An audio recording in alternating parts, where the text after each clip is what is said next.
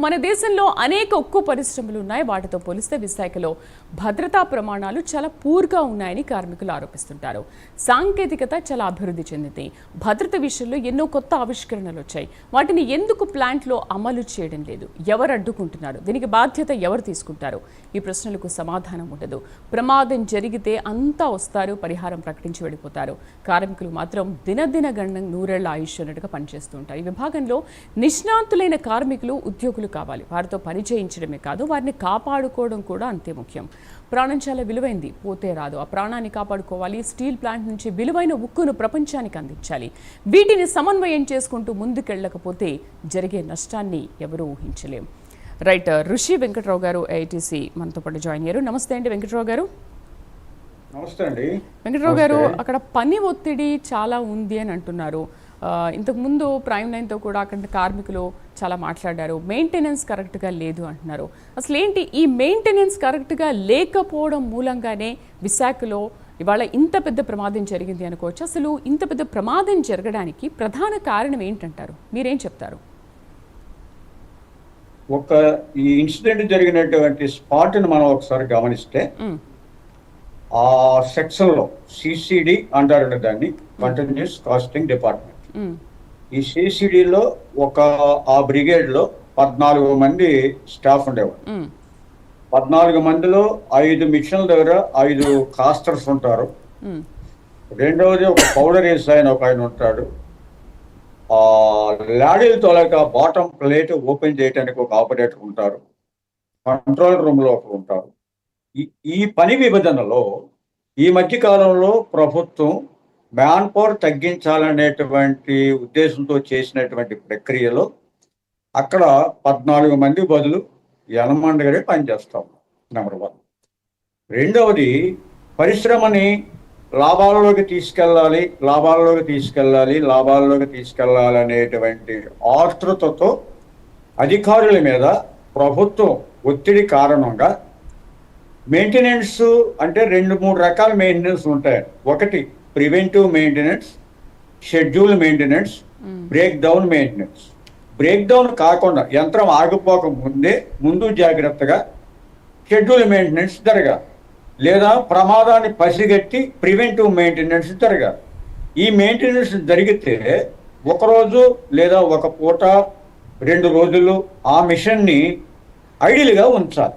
ఆ ఐడిల్గా ఉంచితే ఉత్పత్తికి అంతరాయం కలుగుతుందని ఇక ఈ షెడ్యూల్ మెయింటెనెన్స్ నెలకు ఒకసారి 15 రోజులకు ఒకసారి ఆ యంత్రాన్ని శుభ్రంగా క్లీన్ చేసి అవసరమైన పార్ట్స్ మార్చాల్సినటువంటి పరిస్థితిని వీరు ఓవర్టేక్ చేశారు. అది చేయటం మానేశారు.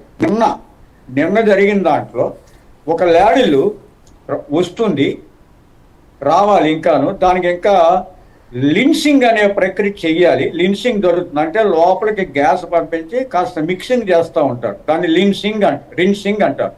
ఆ రిన్సింగ్ ఇంకా ప్రక్రియ పూర్తి కాలేదు. ఇక్కడ ఈ సిసిడి దగ్గర ఉన్నటువంటి ల్యాడీలు కంటిన్యూస్ కాస్టింగ్ అన్నాను కదా, ఈ కంటిన్యూగా మెటల్ పడాల్సినటువంటి వాతావరణంలో ఈ ల్యాడీలు ఆల్రెడీ అక్కడ ఉన్నటువంటి ల్యాడీల్లో ఉన్న మెటల్ ఖాళీ అయిపోయింది. దాన్ని తీసేసి వెంటనే అక్కడ రీప్లేస్ చేసి హాట్ స్టీల్తో ఉన్నటువంటి ల్యాడీలు పెట్టాలి. కానీ ఒకవైపు అక్కడ రిన్సింగ్ జరుగుతుంది. ఇక్కడ ఒక 5 నిమిషాలు 10 నిమిషాలు లేట్ అవుతుంది. ఈ లేట్ అయ్యే క్రమంలో ఈ 5 నిమిషాలు 10 నిమిషాలు ఆగితే ఉత్పత్తికి అంతరాయం కలిగితే ఏదో వేల కోట్ల రూపాయలు నష్టం వచ్చేస్తుంది అనే ఉద్దేశంతో ఇక్కడ ఉన్నటువంటి ఉన్నతాధికారులు రిన్సింగ్ అనే ప్రక్రియ మధ్యలో ఉండగానే దీన్ని తీసుకొచ్చేస్తారు. అదే రిన్సింగ్ అక్కడ పూర్తిగా జరిగి ఉన్నట్టయితే దాంట్లో ఉన్నటువంటి స్లాగ్ పక్కకు పోయి ఉండేది. ఆ స్లాగ్ వెళ్ళిపోయి ఉన్నట్టయితే ఇక్కడ ఈ ట్యాప్ ఓపెన్ కావటానికి చేసినటువంటి ఆక్సిజన్ పంపించే లాంచింగ్ ప్రక్రియ ఏదైతే ఉందో అది జరిగేటప్పుడు స్లాగ్ అడ్డు ఉండేది కాదు. ఇప్పుడు స్లాగ్ మీద బబుల్స్ ఏర్పడి ఆ బబుల్స్లోకి ఆక్సిజన్ వెళ్ళి ఆక్సిజన్ మంటతో కూడినటువంటి ఆక్సిజన్ ద్వారా ఆ బబుల్ బ్లాస్ట్ అయ్యి ఇక్కడ స్లాగ్ బ్లాస్ట్ అయింది. నిన్న మనం అందరూ అనుకున్నట్టు ఓపెన్ టాప్ ల్యాడీలు బ్లాస్ట్ అవ్వాల, అది సహజంగా జరగదు. కానీ ఇక్కడ ఈ హాట్ మెటల్ మీద ఉన్నటువంటి లిక్విడ్ స్టీల్ మీద ఉన్నటువంటి ఏదైతే స్లాగ్ పెరిగిపోయిందో ఆ స్లాగ్ మీద పేలుడు సంభవించి ఈ ప్రమాదం జరిగింది. ఎందుకు ఆ స్లాగ్ అలా ఉండిపోయిందంటే అక్కడ రిన్సింగ్ జరగలేదు, పూర్తి స్థాయిలో జరగలేదు. ఎందుకు అంటే ఇప్పుడు వెంకట్రావు రిన్సింగ్ గారు పూర్తి స్థాయిలో జరగలేదంటే సమయం. ఎంతసేపు మన ఉత్పత్తి తీసేయాలి, అమ్మేయాలి, డబ్బులు సంపాదించేయాలి. కానీ ఆ అమ్మేసే క్రమంలో, ఉత్పత్తి తీసే క్రమంలో ఎంతమంది కార్మికులు ప్రాణాలు బలైపోతున్నారు. ఓకే వెంకట్రావు గారు, ఇప్పుడు మీరు ఇంతకు ముందు మొదట్లో మాట్లాడారు అక్కడ స్టాఫ్ తగ్గించేసింది ప్రభుత్వం అని. ఇప్పుడు కేవలం ఆ స్టాఫ్ తగ్గించడం మూలంగానే ఇంత పెద్ద ప్రమాదం జరిగింది అనుకోవచ్చా? ఇప్పుడు 50 మంది పని చేసే చోట ఒక 14 నుంచి 20 మంది మాత్రమే పని చేస్తున్నారు, వాళ్ళ మీద ఒక పని ఒత్తిడి పెరిగింది, దాని మూలానే ఇదంతా జరిగింది అనుకోవాలా? ఇది కూడా ఒక కారణమేనా? ఖచ్చితంగా స్టాఫ్ లేకపోవడం. పని ఒత్తిడి పెరగడంతో పాటుగా ఇంతకుముందు మీ దగ్గర ప్రస్తావించినట్టుగా సకాలంలో జరగాల్సినటువంటి మరమ్మతు పనులు జరగకపోయిన కారణంగా యంత్రంలో పని నైపుణ్యత, పని నాణ్యత, లేదంటే యంత్రం తాలూకా నాణ్యత తగ్గిపోయి ఇలాంటి ప్రమాదాలు, పెను ప్రమాదాలు సంభవిస్తూ ఉన్నాయి. ఇదే డిపార్ట్మెంట్లో గత 13 సంవత్సరాల క్రితం 2012 జూన్ 13వ తేదీ, ఇక వారం రోజులు, ఈ జూన్ 13వ తేదీన ఇలాగే ఒక పెద్ద బ్లాస్ట్ జరిగింది. ఆ బ్లాస్ట్ జరిగినప్పుడు 19 మంది చనిపోయారు. దాని తర్వాత ఈ సంవత్సరానికి 4-5 చనిపోతూ ఉన్నారు. ఇప్పుడు మీరు ముందు ప్రస్తావించినట్టుగా ఏదైనా ఉపద్రవం జరిగినప్పుడు, ప్రమాదం జరిగినప్పుడు పెద్దలు వస్తున్నారు, మంత్రులు వస్తున్నారు, పరామర్శిస్తున్నారు, ఏదో 10 రూపాయలు నష్టపరిహారం ప్రకటిస్తున్నారు, బాధిత కుటుంబానికి ఉపశమనం అని చెప్పి కొంత అనుకుంటున్నారు తప్ప ఎందుకు ఈ ప్రమాదం జరిగిందో ఎంక్వైరీ స్పష్టంగా జరగదు. ఆ రిపోర్ట్ స్పష్టంగా ఎవరు, ఆ రిపోర్ట్స్ అన్నీ కూడా అక్కడ ఉన్నటువంటి ఉన్నతాధికారులు ఎవరికీ కూడా వారి పని లోపాన్ని బయట పెట్టని విధంగా ఏదో ఓ సాంకేతిక లోపం మీద మీరు గమనించాలి. గత 13 ఏళ్ల క్రితం జరిగినటువంటి ప్రమాదానికి చనిపోయినటువంటి ఒక అధికారిని బాధ్యం చేశారు. ఆయన వచ్చి సాక్షి చెప్పలేడు కదా. ఇలాగా ఉన్నవాళ్ళు, అధికారులు తమ తప్పుని కప్పుపుచ్చుకునే విధంగా ఎంక్వైరీ రిపోర్ట్లు వస్తూ ఉన్నాయి. ఎంక్వైరీ రిపోర్ట్లు సక్రమంగా రానప్పుడు, సాంకేతిక వైఫల్యాలు సక్రమంగా మనం కనిపెట్టినప్పుడు ఇక అక్కడ రిపేర్కి సంబంధించి, మార్పులకు సంబంధించి ఏం చేసుకోలేం. కాబట్టి నెంబర్ 1. రెండోది, 18,000 మంది కార్మికులు ఉన్న దగ్గర 7,000కి, 18,000 మంది కాంట్రాక్ట్ కార్మికులు ఉన్న దగ్గర 6,000కి తగ్గిపోతే పని చేస్తున్న కార్మికుల మీద మానసిక, శారీరకమైన ఒత్తిడి సరే, అది ఎలాగూ ఉంది. కానీ పని చేయాల్సిన చోట వారి కార్మికులు పూర్తిగా లేకపోతే పని ఆగిపోతుంది కదా. ఆ యంత్రాలు రిపేర్ ఆగిపోతుంది కదా. ఆ యంత్రాలు పరిశుభ్రం చేయడం కానీ, ఆ యంత్రాల్లో ఉన్నటువంటి పరికరాలు మార్చడంలో కానీ, కొత్త పరికరాలు వేయటం, ఈవెన్ కొత్త పరికరాలు వేయడానికి అదనపు భారం, డబ్బులు తగ్గించాలి, ఖర్చు తగ్గించాలి. ఇలాంటి దొరుకుతుందంటే వీళ్ళ మీద పైన ఒత్తిడి. సార్ నేను వచ్చిన తర్వాత చాలా ప్రొడక్షన్ తీస్తాను సార్ అని ఈ అధికారి ఆ మంత్రి గారికి చెప్పుకోవాలి, ఆ స్టీల్ సెక్రటరీ గారు చెప్పుకోవాలి. ఆయన దగ్గర మన్నలు పొందాలి. ఇక్కడ ఎంతమంది ప్రాణాలు పోయినా, పరిశ్రమకి ఎంత నష్టం జరిగినా, సమాజానికి, దేశ ఆర్థిక వ్యవస్థకి ఎంత ఇబ్బంది కలిగినా వీళ్ళకి అనవసరం. వీళ్ళ వ్యక్తిగతమైనటువంటి వృత్తి తాలూకా ప్రోత్సాహాన్ని రాబట్టుకోవడం కోసం ప్రభుత్వం నుంచి ఇటువంటి అబద్ధపు. ఓకే వెంకట్రావు గారు, ఓకే అంటే పై అధికారుల నుంచి ఒక మన్ననలు పొందడానికి వీళ్ళు మేము ఇంకా ఇది చేస్తున్నాం, అది చేస్తున్నాం అని చెప్పుకోవడానికి, అప్రిషియేట్ చేయించుకోవడానికి చేస్తున్నారు. ఓకే, బట్ గతంలో చాలా ఇలాంటి ప్రమాదాలు జరిగాయని మీరు ఇంతకుముందు చెప్తున్నారు. బట్ ఇంత పెద్ద స్థాయిలో ఇంత ప్రమాదం జరగలేదు, ఇంతమంది మరణించలేదు అంటున్నారు. గతంలో జరిగిన ప్రమాదాల నుంచైనా ఇప్పుడు గుణపాఠం నేర్చుకుని అసలు జరగకుండా ఉండాలి అనే దానిపైన ఇప్పటి వరకు ఎవరు ఫోకస్ చేయలేదా?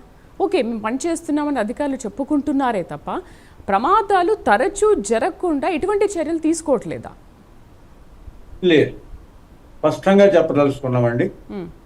ఈ ప్రమాదాలు జరిగినప్పుడు ఈ మంత్రులు, ప్రజాప్రతినిధులు పర్యటనలు ముగిసిన వెంటనే యథాతథ తదా ప్రజ, ఈ అధికారులు ముద్ద నిద్ర, వీళ్ళ వ్యవహారం పాత పద్ధతిలోనే పోతుంది.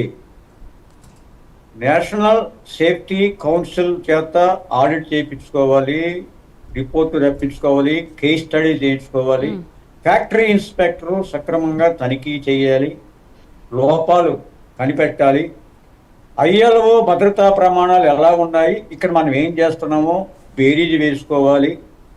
ఇవేమీ జరగవండి. రెండవది సేఫ్టీ ఆడిట్. సేఫ్టీ ఆడిట్ అనేది బయట ఉన్నటువంటి సేఫ్టీ ఆడిటర్ చేత, అది మా పరిశ్రమ కానీ లేదా ప్రభుత్వ అధికారి కానీ కాకుండా మధ్యవర్తి మూడవ వ్యక్తి థర్డ్ పార్టీ ఆడిట్ జరగాలి. సేఫ్టీ వైలేషన్స్ ఎక్కడ జరుగుతున్నాయి, సేఫ్టీ ప్రికాషన్స్ ఎలా పాటిస్తున్నారు. సేఫ్టీ అంటే కార్మికుడు నెత్తిన టోపీ, లేకపోతే ఫైర్ ప్రూఫ్ కోటు, కాళ్ళకి షూ, ఇవి ఇచ్చేస్తున్నాం కదా, దట్ ఈస్ కాల్డ్ పీపీఈ. అది ఇచ్చేస్తున్నాం కాబట్టి మేము చాలా సేఫ్టీగా ఉన్నామని చెప్పి మేనేజ్మెంట్ చెప్పుకుంటాం. ఇవాళ జరిగినటువంటి యంత్రాన్ని చూద్దాం.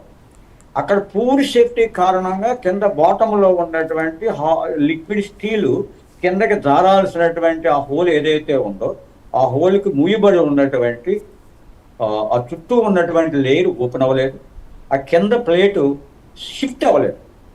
ఈ రెండు ఎందువల్ల జరగలేదు? Poor maintenance. ఖచ్చితంగా ప్రాపర్ మెయింటెనెన్స్ లేని కారణంగా ఆ ప్లేట్ మూవ్ అవ్వలేదు.